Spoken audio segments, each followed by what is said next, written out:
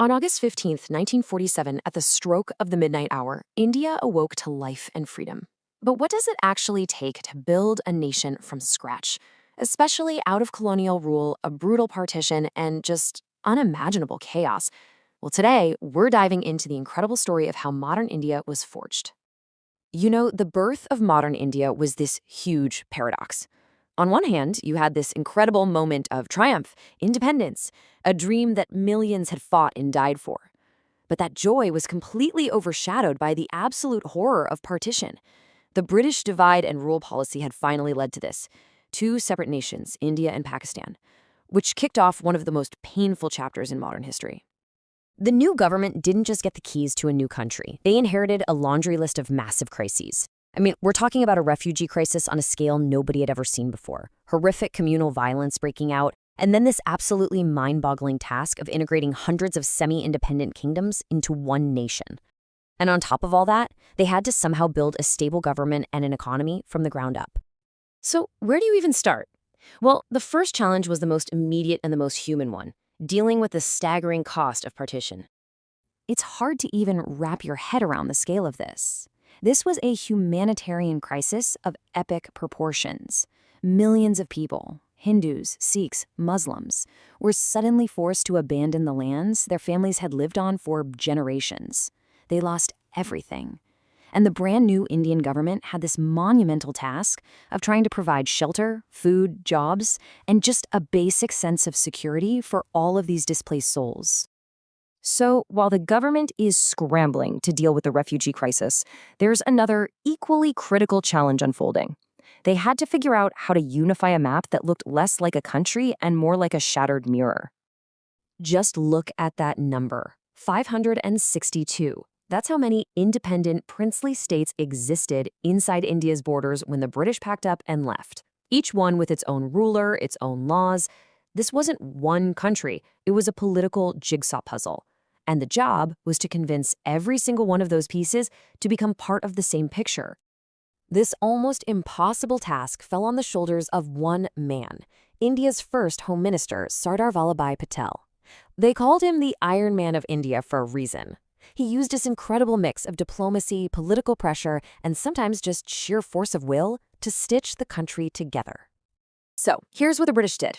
They left the rulers of all 562 states with three options. You could join India, you could join Pakistan, or, and this was the really dangerous one, you could try to stay completely independent. Now, that third option was the nightmare scenario. It threatened to balkanize India, to shatter it into a chaotic patchwork of little kingdoms instead of one strong, unified nation. Now, Patel was incredibly successful, and he persuaded most of the states to join India. But of course, a few major ones held out. And these holdouts led to some really tense, high-stakes showdowns that would ultimately decide the final shape of the country. First up, we have Junagadh, a state in what's now Gujarat. Its ruler, the Nawab, decided he wanted to join Pakistan. Now, this was a problem because, one, his state was overwhelmingly Hindu, and two, it had absolutely no geographical border with Pakistan. His people? Well, they had a very different idea.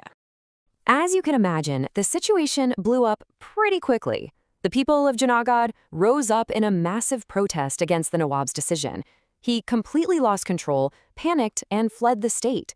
His own chief minister then asked India to step in and restore order. So Indian troops moved in, and by 1949, Junagadh was officially part of India.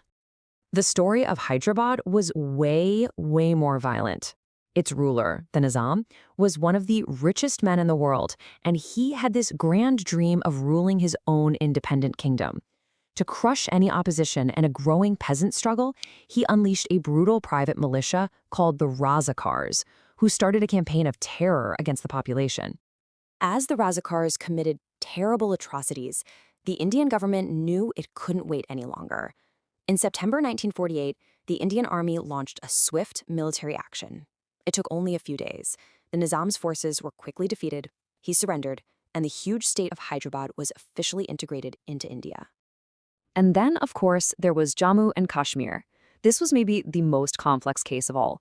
Its ruler, Maharaja Hari Singh, was Hindu, but the population was majority Muslim. He just couldn't decide whether to join India or Pakistan, so he tried to do neither and stay independent. and that indecision created a dangerous power vacuum. So, fearing that Kashmir would eventually join India, Pakistan backed an invasion of the Kashmir Valley by tribal militias. As these invaders got closer and closer to his capital, a desperate Hari Singh finally asked India for military help. India agreed, but on one condition. He had to formally sign the document of accession, officially making his state a part of India. He did.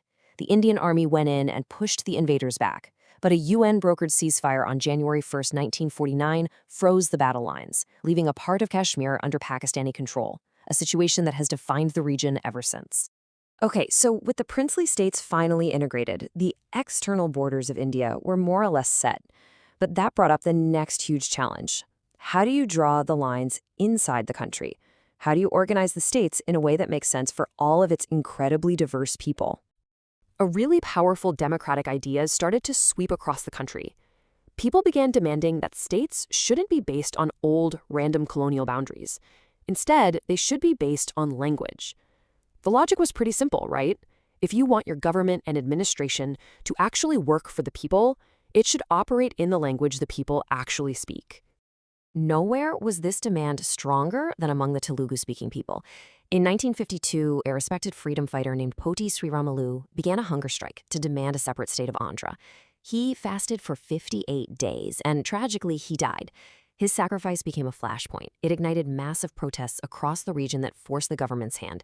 And in 1953, Andhra Pradesh was created, India's very first linguistic state. The death of Poti Sriramalu was a real turning point. The government set up a commission to study the issue, and based on its report, Parliament passed the States Reorganization Act in 1956. This was a huge deal. It completely redrew the internal map of India, creating 14 states and 6 union territories, with almost all of them organized around a common language. And the state of Karnataka is a perfect example of how this worked. Before 1956, people who spoke Kannada were scattered across 5 different regions. This act brought all of them together into one unified state, called Mysore State at the time, on November 1, 1956. It was later renamed Karnataka in 1973, fulfilling a dream that people had held for a very long time. When you think about it, these 2 early decisions, first, integrating all the princely states, and second, reorganizing them by language, they basically created the political blueprint for the modern India we see today. I mean, if you just step back for a second, the achievement is absolutely staggering. In less than 10 years, the country's leaders took this fragmented, chaotic, and deeply wounded subcontinent and managed to forge a single, unified, and democratic republic. It was truly one of the greatest feats of nation-building in modern history.